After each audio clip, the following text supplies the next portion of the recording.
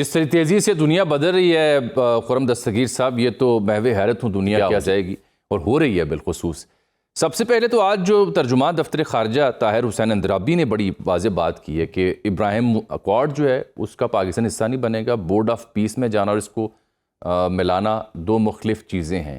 یہ کیوں کر اہم اعلان ہے؟ اس سے کیا مراد ہے؟ عام دیکھنے والا کیا سمجھے؟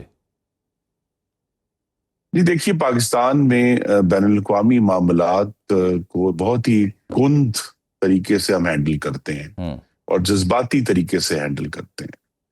تو یہ جب بورڈ آف پیس میں شمولیت کا پاکستان نے دستخط کی ہے تو فوری چاروں طرف سے ایک وہی کہ آسرائیوں کا جو ہے وہ بحر الکاہل جو ہے اس میں ارتعاش آیا، اور انہوں نے کہا جی کہ یہ تو اس کا مطلب یہ ہے کہ پاکستان اسرائیل کو تسلیم کرنے جا رہا ہے، پاکستان ایک ٹیبل پہ بیٹھا ہوا ہے۔ پاکستان بے شمار ایسی بین الاقوامی جو ایسوسی ایشنز ہیں اور ادارے ہیں ان کا رکن ہے جہاں اسرائیل بھی موجود ہے بطور ایک ممبر کے۔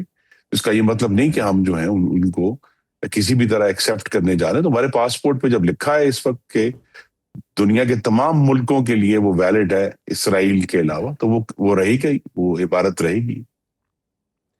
بورڈ آف پیس کو لے کر کے بھی تو کئی اعتراضات اور کئی سوال اٹھ رہے ہیں، اس کا مینڈیٹ کیا ہوگا؟ آپ اس منظرنامے کو بہتر سمجھتے ہیں، حکومت بھی اس کے بارے میں آگاہی دے رہی ہے۔ کیا ہم اپنے بیسک پرنسپلز کے اوپر قائم ہیں؟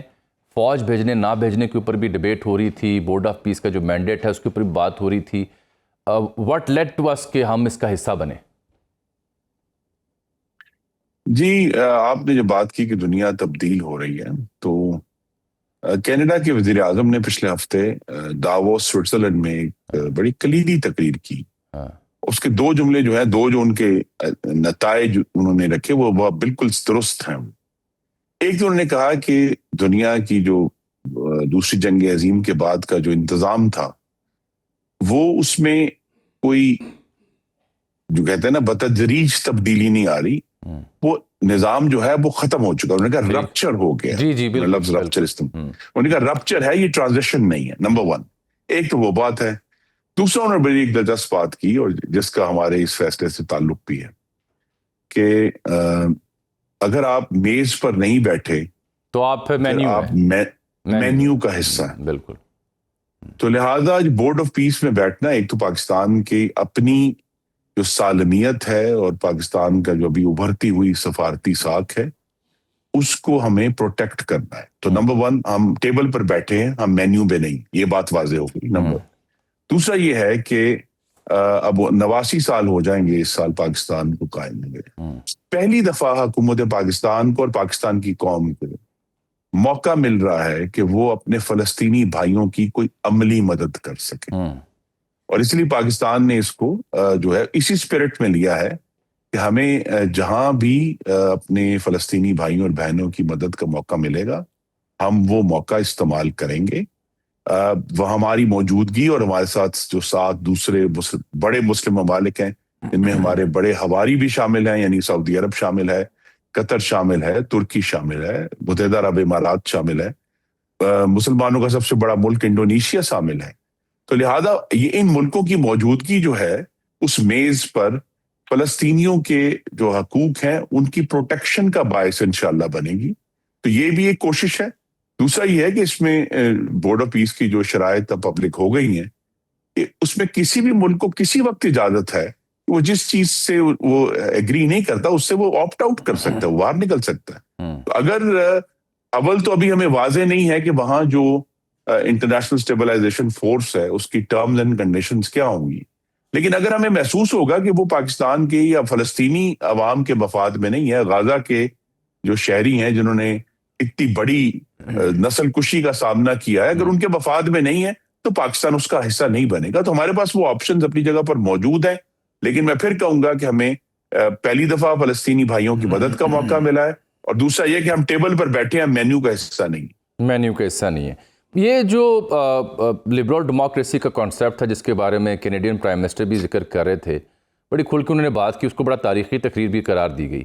یعنی جو ایک نظام ورلڈ وار 2 کے بعد معرض وجود میں آیا، جس طرح سے اقوام متحدہ سامنے آئی، تو اب بورڈ آف پیس کا قیام ہو یا کینیڈین پرائم منسٹر کی تقریر ہو یا پھر یورپی یونین کے ممالک کا بھارت کی جانب رجوع کرنا ہو، تو مجھے تو ناقص جو انڈرسٹینڈنگ اس میں سمجھ یہ آ رہی ہے کہ متبادل پلیٹ فارم، متبادل بلاکس تخلیق پا رہے ہیں. دنیا پرانے جو سسٹم تھا رائج وہ شاید ختم ہو چکا ہے. یو این کی حیثیت بہت ہومیوپیتھ ہو چکی ہے. نیٹو کو ٹرمپ نے کوڑا دان تک کہہ دیا ہوا ہے. کیا یہ تاثر درست ہے؟ جی بالکل درست ہے. اور یہ امریکہ کی جو لیڈرشپ تھی، دیکھیے امریکہ کی جو معاشی برتری اور سب سے بڑھ کر ان کی جو دفاعی برتری، یعنی امریکہ کا آج بھی جو دفاعی بجٹ ہے وہ اگلے 10 ملکوں کا اکٹھا کریں تو اس سے زیادہ ہے، یعنی دفاعی بجٹ کے حوالے سے. اور امریکہ اس وقت واحد ملک ہے جسے اب اگر آپ انٹرنیشنل ریلیشنز کی زبان میں کہیں کہ وہ اپنی طاقت کو پروجیکٹ کر سکتا ہے. اس کے پاس وہ پلیٹ فارمز ہیں، پوری دنیا میں پھیلے ہوئے ہیں، ان کے بیسز ہیں، ان کے جو ایئر کرافٹ کیریئرز ہیں، کہ وہ ان کی طاقت جو ہے وہ صرف اس زمین تک محدود نہیں ہے جہاں امریکہ ہے، انہوں نے پوری دنیا میں اپنے جو ہاتھ ہیں وہ پھیلائے ہوئے ہیں. لیکن اب امریکہ جو ہے اس پروجیکشن سے پیچھے ہٹ رہا ہے، اور وہ اس پروجیکشن جب پیچھے ہٹ رہا ہے، اور آئی تھنک اس میں بہت بڑا ایک ہم سب کے لیے جو نئی ایک خبر اور واضح ہونا چاہیے، وہ یہ ہے کہ امریکہ نے ابھی پچھلے ہفتے ہی اپنی نیشنل ڈیفنس اسٹریٹجی کا کاغذ ریلیز کیا ہے، پیپر ریلیز ہوا ہے. اور اس سے پہلے جو ہے نومبر میں نیشنل سیکیورٹی اسٹریٹجی. اب دونوں میں ایک چیز مشترک ہے کہ انہوں نے چین کو اپنا سب سے بڑا دشمن گرداننے سے انکار کیا ہے. جی وہ اس سے پیچھے ہٹ گئے ہیں. تو لہذا وہ امریکہ جو ہے وہ اس وقت صدر ٹرمپ کی اپنی ایک جو بھی ان کی اس وقت سوچ ہے، لیکن اس کے پاس بڑا حصہ یہ ہے کہ امریکہ جو ہے وہ اب پوری دنیا کی جو ذمہ داریاں اس نے اٹھائی ہوئی تھیں ان سے پیچھے ہٹ رہا ہے. ابھی یہ واضح نہیں ہے کہ اس کی جگہ کون لے گا. چین نے ابھی تک جو ہے اس خلا کو پورا کرنے کا عندیہ نہیں دیا. اسی لیے جو ہم کہتے ہیں کہ ایک ہیجان ہے، اور مختلف ممالک جو ہیں وہ آپس میں بات کر کے یا مختلف گروپنگز بنا کر ایک دوسرے کے ساتھ مل رہے ہیں کہ اگر یہ بالکل ہی کیوس ہوتا ہے تو ہمیں اس کے اندر جو ہے ہر ملک پریکٹیکلی اپنے آپ کو بچانے کے لیے اور اپنے آپ کو سیکیور کرنے کے لیے، یا اگر میں وہی جملہ استعمال کروں کہ ٹیبل پر بیٹھنے کے لیے، اپنے آپ کو مینیو سے باہر رکھنے کے لیے سب اپنی اپنی کوشش جاری رکھے ہوئے. خرم صاحب، یہ جو مدر آف آل ڈیل کا نام دیا گیا ہے ای یو کی اور انڈیا کی، اس سے پاکستان کو فی الفور کیا خدشات ہیں؟ منڈیوں میں رسائی کم ہو جائے کیونکہ ٹیرف تو بہت ہی نیچے لے آئے ہیں وہ، اور اس کو جو 2032 تک جہاں لے جانے کا ارادہ رکھتے ہیں، انبیلیویبل اس کی مندرجات ہیں. اور اس پہ امریکہ کا ریاکشن کیا ہو سکتا ہے؟ ظاہری بات ہے امریکہ کو تو یہ بات قطعاً ہضم نہیں ہوگی کہ جس طرح سے ای یو جڑا ہے بھارت کے ساتھ. دونوں کو سنا بھی رہا وہ کھری کھری ڈونلڈ ٹرمپ. تو 2 سوال ہیں میرے آپ کی خدمت میں. جی دیکھیے، پاکستان جو رسائی ہندوستان کو 2026 میں حاصل ہو رہی ہے وہ الحمدللہ پاکستان کو 1 جنوری 2014 سے حاصل ہے. اچھا. اور جب ہم جی ایس پی پلس میں گئے تھے تو پاکستان کی جو ایکسپورٹس کی بہت غالب جو مقدار ہے وہ 0% پہ ہے. اور اب اس کو جو ہے اب دیکھ لیں کہ یہ 12واں سال شروع ہو گیا ہے. یہ تو ہمیں اس طرح تو اس ڈیل سے خطرہ بھی یہ جو پیدا ہوا ہے وہ یہ ہے کہ ہندوستان اب ٹیرفز میں ہمارے برابر آ رہا ہے. تو لہٰذا جہاں ہمارا کمپٹیشن نہیں تھا اب کمپٹیشن آئے گا ہندوستان سے یورپ. تو ہمیں جو ہے وہ مقابلہ کرنا ہے. دیکھیے یہ تو ہم لامحدود وقت تک تو اس طرح کی کنسیشنز کسی کو بھی نہیں ملتی. تو ہم اصل میں تو اب ہمارا امتحان ہے، ہمارے بلکہ جو ایکسپورٹرز کا امتحان ہے، ہمارے انڈسٹریلسٹ کا امتحان ہے کہ یہ جو نیا کمپٹیشن اب ہندوستان سے آئے گا اس کا وہ کس طرح مقابلہ کرتے ہیں. میسو ماڈرنائزیشن چاہیے.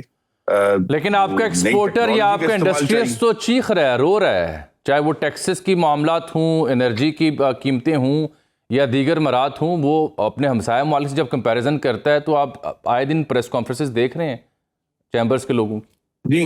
جی تو ارجنسی جو تھی، جو ہم نے شاید غالباً پچھلے 2 پروگراموں میں بات بھی کی تھی، کہ وہ جو ارجنسی ہے جو پہلے بھی ہمیں محسوس ہو رہی تھی کہ پاکستان الحمدللہ جو ہے اب اس میں استحکام آیا، لیکن استحکام کو معاشی گروتھ میں بدلنا جو تھا اس ڈیل کے بعد جو ای یو کی اور ہندوستان کی ہوئی ہے، اب اس کی ارجنسی بڑھ گئی ہے. اور اس لیے غالباً اگر حکومت جو ہے جس نے جو انقلابی اقدامات لینے ہیں 2026 کا جو بجٹ ہے وہ بہت کلیدی ہوگا کہ کس طرح ہم اپنے ایکسپورٹرز کو میکسیمم فیسیلیٹیٹ کریں، ٹیرف میں بھی، بجلی کے ٹیرف میں بھی، اور اوور آل بھی انرجی ویلیو میں. لیکن دیکھیے یہ بات چونکہ آج کی نہیں ہے، بہت عرصے سے ہے. ایشو بہت حد تک یہی ٹیرفز تھے، یہی ایشوز تھے. 1 سال پہلے جو ہے وہ ایکسپورٹ میں بڑی اچھی اضافہ ہو رہا تھا.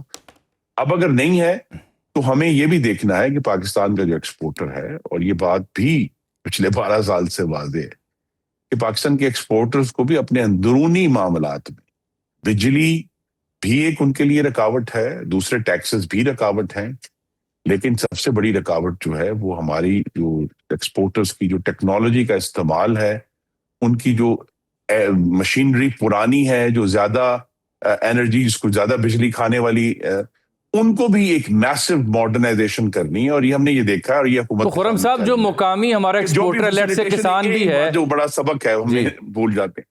جب بھی ایکسپورٹرز کو فیسیلیٹیشن دی گئی، اور بہت میسو بھی دی گئی ہے پچھلے 25 سالوں کے دوران، انہوں نے وہ پیسہ جو ہے وہ ریئل اسٹیٹ میں لگا. اب اگر فیسیلیٹیشن کرنی ہے تو پھر حکومت کے لیے سامنے ایک بہت بڑا چیلنج ہے کہ جو بھی سبسڈی یا جو بھی ان کو ہم رعایت دیں گے وہ ایکچولی ان کے ایکسپورٹ بزنس میں ماڈرنائزیشن کے لیے استعمال ہو، کہیں پلاٹوں کی فائلیں خریدنے میں استعمال نہ ہو. لیکن بہت میسو پیمانے پر کئی ایک ادوار، حالیہ ادوار میں ریئل اسٹیٹ کو جیسے سرپرستی ملی، بالخصوص میں پنجاب کی بات کر رہا ہوں، انبلیویبل، انپریسیڈنٹڈ سٹوری ہے، انپریسیڈنٹڈ سٹوری ہے اس ملک کی. وہ یعنی اس میں کوئی شک نہیں ہے. اور آپ کو معلوم ہے کہ جس قسم کی جو ایمنیسٹی تھی 2018 سے 22 تک انہیں حاصل رہی ہے، بار بار اس میں اب ایشو یہی ہے کہ یہ جو بدلتی ہوئی دنیا ہے، اس بدلتی دنیا میں چونکہ اب وہ جو سٹرکچرز تھے جنہوں نے اس کو سارے کو سنبھال کے رکھا ہوا تھا، وہ سٹرکچرز ٹوٹ رہے ہیں، تو کمپٹیشن مزید سخت ہوگا، کم نہیں ہوگا. تو اس سخت کمپٹیشن کے لیے حکومت نے اپنی پالیسی ڈیوائز کرنی ہے، لیکن جو ایکسپورٹرز ہیں ان کے سامنے بھی چیلنج ہے. ایکسپورٹر کیا کرے نا سر، دیکھیے نا، ایکسپورٹر کے پاس اگر سر خرم صاحب، ایکسپورٹر کے پاس اگر جو بہت ہی آسان فہم ایوینیو تھا وہ تو ہمسایہ ہوتا ہے، اور اس میں افغانستان بھی تھا، بھارت کے ساتھ وہ معاملہ سامنے ہے. تو وہ جو مقامی کاشتکار ہے اس کی جو اجناس جانی تھیں وہ نہیں جا پا رہی، جو ادویہ سازی میں لوگ تھے ان کی ادویات کے اوپر بھی پابندی ہے، وہ بھی وہاں نہیں جا سکتی. تو ان کے پاس متبادل کیا ہے؟ نہیں دیکھیے، ایک تو ایمرجنسی ریشنز جا رہے ہیں، یہ بالکل غلط ہے کہ ایمرجنسی ادویات افغانستان نہیں جا رہی، وہ جا رہی ہیں، لیکن اوور آل جو ہے وہ ٹریڈ سٹاپیج ہے. دیکھیے پاکستان کا جو ایکسپورٹر ہے نا، اس کے پاس ایک تو جو ایک میں اسے چور دروازہ کہوں گا افغانستان کا ہے، لیکن جو اصل اورینٹیشن چینج کرنی ہے وہ یہ ہے کہ یہ 59 کی دہائی سے ہم سن رہے ہیں کہ دنیا کے غریب ممالک جو ہیں وہ امیر، جو مغرب کے امیر ممالک ہیں ان کو ایکسپورٹ کرتے ہیں، جس کے ذریعے پھر ان کی ایکسپورٹ پرفارمنس بڑھی ہوتی ہے. اب فرق یہ ہے کہ اب دنیا میں فار ایسٹ جو مشرق ہے اور ساؤتھ امریکہ میں بہت سارے ایسے، برازیل جیسے ملک ہیں، بہت سارے ایسے ممالک ہیں جو آپ کی ایکسپورٹ کا ڈیسٹینیشن بن سکتے ہیں. تو یہ جو تیسرا کام آپ نے مجھے یاد کرا دیا، بہت شکریہ، کہ ایکسپورٹر کے سامنے یہ بھی چیلنج ہے، اور حکومت بھی اس میں مدد کرے گی کہ آپ نے اپنی نئی منڈیاں کیسے تلاش کرنی ہے. کہ وہ جو مغرب کی منڈی تھی جہاں ہم ایکسپورٹ کر کے خوش ہو جاتے تھے، چاہے وہ یورپ تھا یا امریکہ تھا، ابھی بھی امریکہ ہمارا سب سے بڑا ڈیسٹینیشن ہے، کہ ہمیں اپنے جو ڈیسٹینیشنز ہیں ان کو ڈائیورسفائی کرنا ہے. وہ چاہے ساؤتھ امریکہ ہے، وہ فار ایسٹ ہے، افریقہ، مطلب جیسے ہم کہتے ہیں نا آسان ترین افغانستان ہے، تو افغانستان کے بعد جو پاکستان کے لیے شاید سب سے زیادہ رائٹ منڈی ہے وہ افریقہ ہے. خرم صاحب، coming back to the previous subject, یہ جو ای یو اور بھارت کے مراسم ہے اس کو دیکھ کے آپ کو لگتا ہے کہ نوئنگ دی جو افتاد طبع ہے ٹرمپ صاحب کی، اس کو دیکھتے ہوئے کہ یہ اس کے خلاف رد عمل دیں گے، کوئی لگامیں کھینچنے کی کوشش کریں گے، مزید ٹیرف عائد کریں گے، یا اسے وہ آسانی سے ڈائجسٹ کر لیں گے؟ نہیں، میرے خیال میں ڈائجسٹ کر لیں گے. ہندوستان کے اوپر وہ غیر معمولی ٹیرفز لگا چکے ہیں، اور یہ بات نوٹ کرنی ہے کہ چائنا پر وہ ٹیرفز کو مؤخر کر رہے ہیں مسلسل. تو لہذا وہ ہندوستان کی جو ہندوستان کو یہ بات غالباً اب آہستہ سمجھ آ رہی ہے کہ چائنا کا ہوا دکھا کر جس طرح انہوں نے مغرب سے برات لی تھی، اب وہ ممکن نہیں رہا کہ یہ چائنا کے خلاف ہم کھڑے ہیں تو ہم آپ کو پروٹیکٹ کریں گے. یہ بات اب سب پر واضح ہوگی کہ ہندوستان चाइना के आगे खड़ा नहीं होगा और उसको सामने रख कर अब आइंदा की जो बैन अवी सियासत है वो की जाएगी। यहीं से मुझे याद आया कि अभी तो बरतानवी प्राइम मिनिस्टर, बरतानिया और अमेरिका के ताल्लुकात आपके सामने हैं, वो अब चाइना पहुंचे में 3 रोज़ा दौरे में और 50 बिजनेसमैन वहाँ लेके गए हैं और उन्होंने कल एक जुमला बोला कि मैं रेत के अंदर सर घुसा के आंखें बंद नहीं कर सकता, यानी वो साथ कहा कि मैं एक प्रैग्मेट इंसान हूँ। उससे पहले मुझे याद पड़ता है वो थेरेसा मे शायद गई थी या डेविड कैमरून गए बिल्कुल थे। दुरुस्त कहा है ना कि देखिए यही तो इशू है कि जब अमेरिका ने ये कह दिया है कि चाइना को वो बतौर अपने बड़े दुश्मन के तौर पर नहीं देख रहा, तो लिहाजा हर मुल्क जो है वो अपनी कैलकुलेशन कर रहा है अमेरिका की कैलकुलेशन से आजाद होकर। और एक जो चीज जो अमेरिका को समझ आ रही है आहिस्ता आहिस्ता कि 2026 में जब हम पहुंचे हैं तो चाइना अब टेक्नोलॉजी में अमेरिका से पीछे नहीं है। इट इज बिकम, जैसे अंग्रेजी में कहते हैं, पीयर कंपैरेटर, यानी उनके बराबर की टक्कर का कंपैरेटर है। तो लिहाजा और जो हम देख रहे हैं चाहे वो और जो नई खासतौर पे नई टेक्नोलॉजीज हैं जिसमें नंबर वन जिस हम इलेक्ट्रिक व्हीकल्स देखते हैं या सोलर देखते हैं, जितनी भी एनर्जी की नई टेक्नोलॉजीज और जितनी भी दूसरी कंज्यूमर्स की टेक्नोलॉजीज हैं उसमें चाइना जो है वो अमेरिका से बहुत आगे जा रहा है। और दुनिया में अगर कोई क्लैश है अमेरिका और चाइना का वो ये है कि अमेरिका के पास इस वक्त जो डॉलर की ताकत है, जो फाइनेंशियल सिस्टम्स की ताकत है, जो अब चैलेंज हो रही है, और चाइना के पास जो है वो मैन्युफैक्चरिंग की ताकत है, यानी जो फैक्ट्री चीजों को मैन्युफैक्चर करने की ताकत है। और इसका आपस में जो क्लैश है, फिलहाल अमेरिका उससे पीछे हट रहा है और चाहता है कि किस तरह चाइना को अकोमोडेट करके वो आगे बढ़े, क्योंकि उन्हें एहसास हो गया है कि उनके मुल्क के अंदर वो मैन्युफैक्चरिंग की सोफिस्टिकेशन नहीं है जो चाइना हासिल कर चुका है। और चाइना जो नई टेक्नोलॉजीज हैं उसमें इस वक्त अमेरिका से आगे है। खुर्रम साहब, बिफोर वाइंडिंग इट अप, ये ईरान के साथ जो सिलसिला अभी भी है उसमें वो इब्राहिम लिंकन बहरी बेड़ा साउथ चाइना से यहाँ पार कर दिया गया है, आए दिन दे रहे हैं, अल्टीमेटम भी दे रहे हैं ट्रंप के, ये लास्ट वार्निंग है, टेबल पे बैठे, नो न्यूक्स, इसके अलावा अगर मगर नहीं है। ईरान भी आगे से धमकियाँ में इस लहजे में जवाब दे रहा है। आपको लगता है कि एक बार फिर अमेरिका ईरान पर हमला कर सकता है? जी, मेरा कयास ये है कि ये हमला नहीं होगा। अमेरिका की तरफ से सदर ट्रंप की जो धमकियां हैं, जब भी मैं आपके नाजरीन से भी इस्तदा करूंगा कि सदर ट्रंप की धमकी जो है असल में मुज़ाकरात की दावत होती है। अच्छा, तो उसी को इस्तेमाल कर रहे हैं। आप you don't see it happening? जी, वो देखिए ना, यही मामला जो है वो नेटो के साथ और ग्रीनलैंड के साथ, आइसलैंड के साथ वो सारा क्राइसिस हुआ और देखिए सदर ट्रंप ने बैक डाउन किया, वो पीछे हटे उससे। जब वो पहुंचे हैं यूरोप तो वो सारा जो ब्लस्टर था कि मुझे ग्रीनलैंड चाहिए और मुझे ये चाहिए, वो सब जो है वो पीछे हट गया। इसका ये मतलब नहीं कि कल उठ के वो कुछ और बात नहीं कह सकते, लेकिन जब भी उनको रेजिस्टेंस आएगी वो पीछे हटेंगे और कहेंगे मुझसे निगोशिएट करो। तो यही मामला ईरान के मामले में होगा, क्योंकि देखिए ईरान जो है वो रकबे के लिहाज से, आबादी के लिहाज से और अपनी सकाफत के लिहाज से एक बहुत बड़ा मुल्क है। उसका एक सकाफती जो है उसके अंदर एक सकाफती प्राइड है, उसके अंदर एक कल्चरल प्राइड है। तो वो ऐसा मुल्क नहीं है जिस पर अमेरिका जो है किसी तरह भी कब्जा कर सके। तो लिहाजा वो इस तरह की धमकियों के जरिए अपना काम आगे बढ़ाएंगे।